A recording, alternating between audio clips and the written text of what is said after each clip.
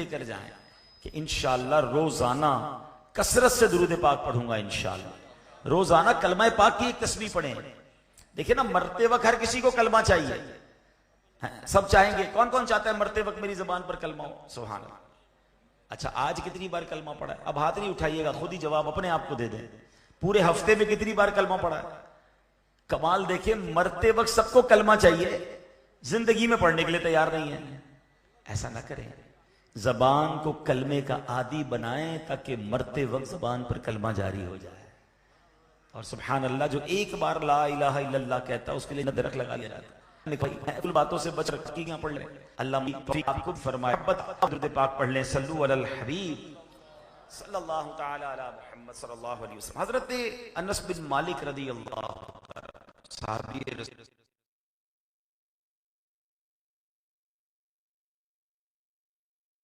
रसूल है। एक मरतबा नबी पाक अलैहिस्सलाम किसी रास्ते से गुजरे तो कहते हम भी साथ थे। रास्ते में एक जगह हमने एक बहुत ऊंची इमारत देखी, तो नबी पाक अलैहिस्सलाम ने फरमाया ये किसकी है? तो सहाबा किराम ने कहा हुजूर ये फलां सहाबी ने बनाई है। तो प्यारे आका अलैहिस्सलाम को ये बात नागवार गुजरी, आपने पसंद नहीं फरमाया कि इतनी ऊंची इमारत उन्होंने बनाई है। ये बात उस सहाबी रसूल को पहुंची कि प्यारे आका अलैहिस्सलाम तुम्हारे एक बिल्डिंग के करीब से गुजरे थे और पूछा किसने बनाई, हमने आपका नाम बताया। नबी पाक के चेहरे पर तासुरात जो थे ना वो नागवारी के थे। अच्छा, मेरे आका को मेरी इमारत अच्छी नहीं लगी, पूरी इमारत गिरा दी, जमीन बोस कर दी, लेवल कर दिया। नबी पाक ने ये नहीं फरमाया कि नाजायज है, ये नहीं फरमाया गिरा दो, बस पता चला कि प्यारे आका को नागवारी गुजरी है। नबी पाक फिर उस रास्ते से गुजरे तो वो इमारत नजर नहीं आई। तो प्यारे आका ने कुछ दिनों बाद जब वो देखा कि इमारत नहीं, फरमाया क्या हुआ, वो इमारत कहां गई? कहा हुजूर उस सहाबी ने आपकी नाराजगी के खौफ से वो इमारत गिरा दी थी, लेवल कर दिया जमीन को। तो आका ने फरमाया सुन लो, बेशक हर इमारत उसके मालिक के लिए वबाल है, अलबत्ता जो जरूरतन बनाई गई हो। मशहूर मुफस्सिर कुरान मुफ्ती हकीम उल उम्मत मुफ्ती अहमद यार खान नईमी रहमतुल्लाह तआला अलैह इस हदीस के तहत फरमाते हैं कि हदीस पाक में लफ्ज़े वबाल से मुराद अगर गुनाह है तो मतलब यह है कि हर वो इमारत जो बिला जरूरत फख्र तकब्बुर के लिए बनाई गई, ये अमल नाजायज है और फख्र तकब्बुर का हर काम हराम है। और अगर यहां लफ्ज़े वबाल से मुराद आखिरत का बोझ है तो वो हर वो इमारत जो बिला जरूरत बनाई गई, गर्ज के दुनियावी जरूरत मसलन कारोबार वगैरह के लिए इमारत बनाना तो मुबाह है, दीनी जरूरत यानी मस्जिद वगैरह के लिए इमारत बनाना ये तो जायज और सवाब का काम है। लेकिन जो नुमाइश के लिए, शो ऑफ के लिए, फख्र के लिए, प्राउड के लिए बनाई गई तो वो वबाल है। मगर इस वाक़े से एक बात सीखने को मिली कि सहाबा कराम अलैहिमुर रिदवान नबी पाक से मोहब्बत कैसी करते थे। प्यारे आका ने फरमाया नहीं इस इमारत को गिरा दो, बस चेहरे पर नागवारी के तासुरात आए तो सहाबी ने इमारत गिरा दी। इससे पता क्या चलता है कि सरकारे दो आलम अलैहिस्सलातु वस्सलाम की खुशी पर अपना सब कुछ कुर्बान। हम तो नात का शेर पढ़ते हैं ना, करूं तेरे नाम पे जान फिदा, न बस एक जान दो जहां फिदा, दो जहां से भी नहीं जी भरा, करूं क्या करोड़ों जहां नहीं। तो है मेरे प्यारे इस्लामी भाइयों, हमारा सब कुछ हमारे आका है। अगर वो राजी तो रब राजी, अगर वही नाराज हो गए तो फिर हमारा क्या बनेगा? तो साहबा किराम ने तो ये प्रूफ किया कि जब पता चला कि सरकार दो आलम अलैहिस्सलाम को पसंद नहीं चाहिए। एक बार नबी पाक अलैहिस्सलाम ने एक सहाबी रसूल के हाथ में सोने की अंगूठी देखी। नबी पाक ने वो अंगूठी उतार कर जमीन पर फेंक दी। प्यारे आका तशरीफ ले गए। किसी ने कहा आप अंगूठी तो उठा लें, उठा के किसी औरत को दे दीजिएगा, आपके लिए जायज नहीं है, क्योंकि नबी पाक ने फरमाया कि कोई ये पसंद करता है कि अपने लिए अंगारा पहने। मर्द के लिए सोने के जेवरात जायज नहीं थे, उनको मालूम नहीं था जो साहब साथ खड़े थे। मगर जब उन्होंने जवाब पता है क्या दिया कि अगर मेरे आका ने इसको जमीन पर फेंका, मैंने नहीं उठाना, अब ये मेरे किसी काम की नहीं। नबी पाक जिस चीज से नाराज हो मेरे किसी काम की नहीं। अल्लाह अकबर, ये जज्बा था साहबा किराम का। लेकिन बहुत सारी बातें मुझे और आपको पता है कि ये आका को पसंद है, ये पसंद नहीं है।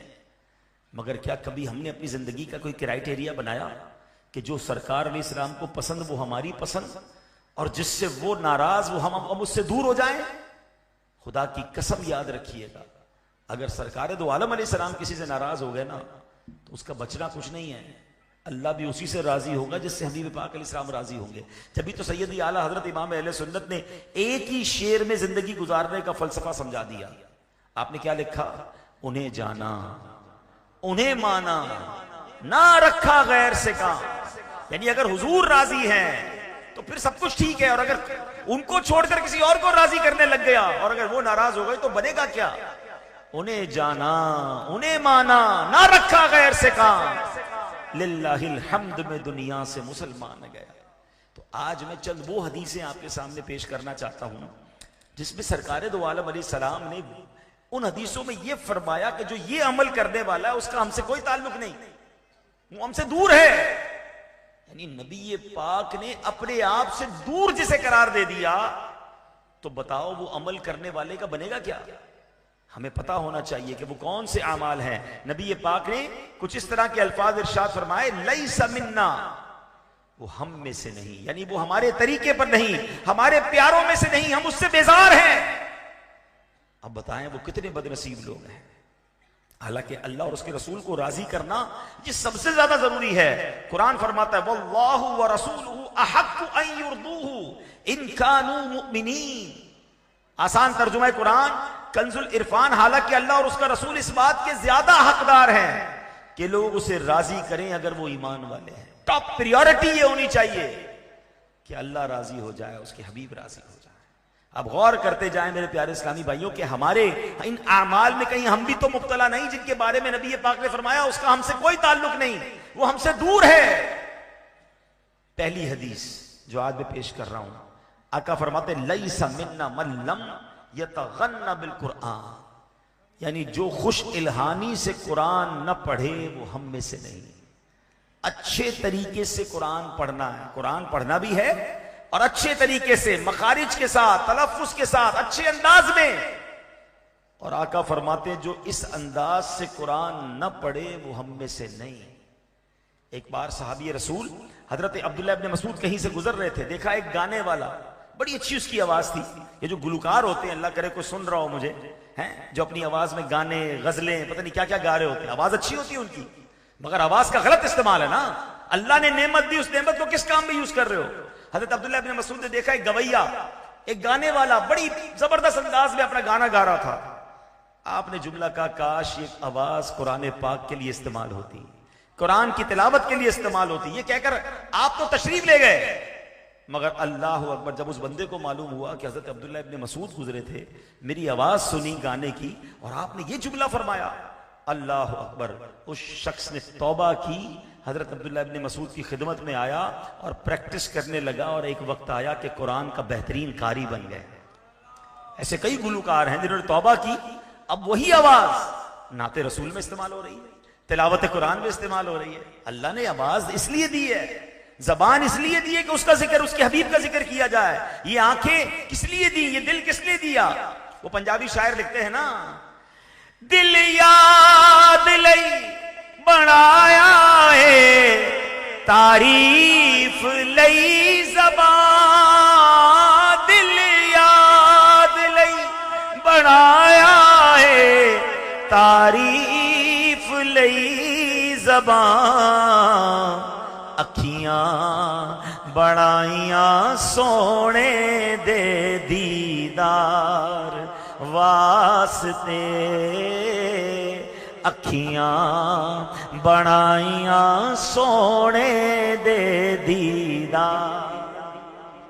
अल्लाह ऐसा करे कि दिल भी ऐसा हो, आंखें भी ऐसी हो, जबान भी ऐसी, उसका इस्तेमाल अच्छा हो। तो अब यहां ये हदीस तो मैंने बयान कर दी कि आका फरमाते वो हम में से नहीं जो कुरान अच्छे अंदाज से ना पढ़े। क्या हदीस? लैसा मिन्ना मन लम यतगन्ना बिल कुरान, जो खुश इल्हानी से कुरान ना पढ़े वो हम में से नहीं। ये तो मामला अजीब हो गया, यहां तो कुरान पढ़ते ही नहीं है। खुश इलानी की तो बात की बात है, पूरा पूरा साल गुजर जाता है कुरान को हाथ नहीं लगाते, बल्कि कुरान पढ़ना ही नहीं आता। खुश इलानी तो अपर स्टेज है ना, पहले कुरान तो पढ़ ले, देख के नहीं पढ़ सकते। तो उसका बनेगा क्या कि अगर नबी पाक ने फरमाया कि तुम्हें कुरान भी नहीं आता था और कुरान अच्छा पढ़ते नहीं थे, तुम्हारा हमसे कोई ताल्लुक नहीं, तो हम किधर जाएंगे? अब आप कहें यार इतनी उम्र में कुरान कहां पढ़े? अल्लाह सलामत रखे दावत इस्लामी वालों को। क्यों पकड़ते हैं आपको? आए भाई, हमारे मदरसे बच्चे हैं तो मदरसुल मदीना, हमारे शिफ्ट वाले मदरसे में आ जाएं। बड़े हो गए तो मस्जिद में मदरसुल मदीना बालिगान लग रहा है, कोई पैसे कोई रुपया नहीं लेते आपसे, कहते हैं आ जाएं, अपना तलफ़ुज़ ठीक कर लें, अपनी तिलावत बेहतर कर लें। कुरान, मुसलमान और कुरान से कैसे दूर रह सकता है? एक और हदीस पाक है, वो दिल वीरान है जिसमें कुछ कुरान नहीं है। गौर करें हमारे दिल में कितना कुरान है, कैसे कुरान से दूर रहकर जिंदगी कैसे गुजार रहे हैं। खुदा के वास्ते कुरान से मोहब्बत कीजिए। अच्छा, मजे की बात बताओ, एक हदीस आपने सुनी जिसमें नबी पाक ने फरमाया कि उस बंदे का हमसे कोई ताल्लुक नहीं जो अच्छा कुरान ना पढ़े। और एक और हदीस पता क्या है? खैरुकुम मन तअल्लमल कुरान व अल्लमहु, तुम में बेहतरीन वो है जो कुरान पढ़े या दूसरों को पढ़ाए, कुरान सीखे या दूसरों को सिखाए। है दो अलग अलग साइडें हो गई ना। एक कुरान से दूर रहने वाला जिसको फरमाया हमारा इससे ताल्लुक ही कोई नहीं, और एक वो बंदा जो कुरान पढ़ रहा है या पढ़ा रहा है, फरमाया बेहतरीन सबसे ही है। अब आप तय करें कौन सा रास्ता इख्तियार करना है। अब आप कहें यार कुरान पढ़ना मुश्किल है, दुनिया की हर चीज सीख ली आपने। क्या मोबाइल आपको पहले ही चलाना आता था? सॉफ्टवेयर आपको पहले आते थे? वेबसाइट पहले खोलना आती थी? अकाउंट डिजिटल आपने पहले बनाना सीखा था? गाड़ी चलाना सीख ली, कई लोगों ने कंप्यूटर चलाना सीख लिया, सीख रहा था तो अकाउंट सीख लिया, सीख रहा था तो दुनिया की डिग्रियां सीख ली। अब कई लोग आर्टिफिशियल इंटेलिजेंस सीख रहे हैं, मगर नहीं सीखा तो कुरान नहीं सीखा, शैतान ने नहीं सीखने दिया। आज रात होगी तो चाय के होटल पर बैठकर दुनिया भर की बातें, कहां जंग हो रही है, कौन सा मिसाइल आ रहा है, पेट्रोल का दाम, डॉलर का दाम, सोने का दाम, जिसका कोई फायदा नहीं, उस पर दिन रात लगे हुए हैं। और जो कुरान मेरे साथ कब्र में जाएगा, और अगर कुरान नहीं तो नबी पाक फरमाते ताल्लुक नहीं, किधर जाएंगे? प्लीज आज आए हैं इस इज्तिमा में, पहला अपने लिए ये हदफ लेकर जाए, टारगेट लेके जाएं कि मैंने मरना नहीं है बगैर कुरान पढ़े। आज से कुरान सीखूंगा, बल्कि रोज कुछ कुरान पढ़ूंगा। और दावत इस्लामी वाले आपको मुफ्त मौका दे रहे हैं, आपकी हर मस्जिद में मदरसतुल मदीना उमूमन लग रहा होता है। जिम्मेदारान से राब्ता करें, टाइम पूछें, आइए पढ़िए कुरान, तो इंशाल्लाह। और जो लोग मसरूफ हैं, कहते हैं यार मैं देर से काम से आता हूं, तो आपके लिए फैजान ऑनलाइन एकेडमी हमने बना दी है। आप 24 घंटे में जब फारिग हैं इंटरनेट पर ऑनलाइन कुरान पढ़ लें। एक कारी साहब आपको अकेले को पढ़ाएंगे। कई ऐसे लोग हैं जिन्होंने मसरूफ जिंदगी में रहते हुए पूरा कुरान ऑनलाइन पढ़ लिया, अपने मखारिज ठीक कर लिए। कुरान तो कुरान उन्होंने पूरा दरसे निजामी करके, ऑनलाइन दरसे निजामी पूरा करके आलिम दीन बन गए। और हम हैं कि बहाने ही बना रहे होते हैं। अमीर अहले सुन्नत का एक जुमला बड़ा प्यारा है कि जिसको करना हो ना उसके लिए रास्ते बहुत, जिसको न करना हो उसके लिए बहाने बहुत। आपने कुरान सीखना है, रास्ते बहुत है। और कुरान इसलिए सीखना है कि इस कुरान को सीने में बसाकर मैंने इंशाअल्लाह कब्र में जाना है। ये कुरान मेरे लिए शफाअत करेगा, ये कुरान दुनिया भी आपकी बेहतर कर देगा और आखिरत भी बेहतर कर देगा। अगली हदीस की तरफ चलते हैं। आका अलैहिस्सलाम फरमाते फमन रग़िब अन सुन्नती फलैसा मिन्नी। आका ने फरमाया जिसने मेरी सुन्नत से बेरग़बती की वो मुझसे नहीं। सुन्नत से मुंह मोड़ने वाला हम में से नहीं, हमारा उससे कोई ताल्लुक नहीं। अब अपनी जिंदगी को चेक कीजिए, सुबह से लेकर शाम तक, रात तक, पूरे दिन में कितनी सुन्नतों पर अमल है? अब गौर कर लें। कुछ लोग आपको नजर आएंगे सर पे इमामा है, चेहरे पे दाढ़ी है, सीधे हाथ से खाएंगे, बैठ के खाएंगे पिएंगे। सच बोलना भी सुन्नत है, सिर्फ लिबास की सुन्नत नहीं है, वादे पूरे करना भी सुन्नत है, कर्ज वक्त पर लौटाना भी सुन्नत है, नरमी करना भी सुन्नत है, मुस्कुराना भी सुन्नत है, माँ बाप का अदब, बच्चों से प्यार, बड़ों का अदब, ये सब सुन्नत है। ये सुन्नतों पर अमल कीजिए तो फिर तो खैर है। लेकिन अगर पूरा दिन, पूरा महीना ऐसे गुजर रहा है कि सुन्नतों से दूर है, बल्कि कुछ बदकिस्मत तो ऐसे हैं कि अगर कोई सुन्नत पर अमल करे तो उसका मजाक उड़ाते हैं। सोचिए उनका बनेगा क्या? फमन रग़िब अन सुन्नती फलैसा मिन्नी। आका फरमाते ताल्लुक ही नहीं हमारा उससे। जो सुन्नत से बेरग़बती रखने वाला, सुन्नत से दूर जाने वाला। और थोड़ी आंखें खुली रखो। आजकल सोशल मीडिया पे कुछ लोग आए हैं जिन्होंने आकर ये प्लानिंग शुरू कर दी है, कहते सुन्नतें छोड़ दो, सुन्नत की क्या जरूरत है? रमजान में आपने सुना होगा तरावी सुन्नत है, पढ़ना क्यों जरूरी है? मौलाना साहब ने मुश्किल कर दिया दीन। यानी आहिस्ता आहिस्ता उम्मत के दिल में यह ख्याल डाला जा रहा है कि जो सुन्नत है उसे छोड़ दो, करने की कोई जरूरत नहीं, ताकि लोग सुन्नत से दूर होंगे तो नबी पाक की मोहब्बत से दूर हो जाएंगे। सुन्नत याद रखिए, आका की मोहब्बत का और जन्नत में जाने का रास्ता है। आका फरमाते वमन अहब्ब सुन्नती फक़द अहब्बनी। जिसने मेरी सुन्नत से मोहब्बत की वो ऐसा है जैसा उसने मुझसे मोहब्बत की। और फिर आगे क्या फरमाया? इनाम सुनो, वमन अहब्बनी काना माया फिल जन्ना, जिसने मुझसे मोहब्बत की वो जन्नत में मेरे साथ होगा। दोबारा दो रास्ते आ गए। अभी आपने कुरान के दो रास्ते सुने थे।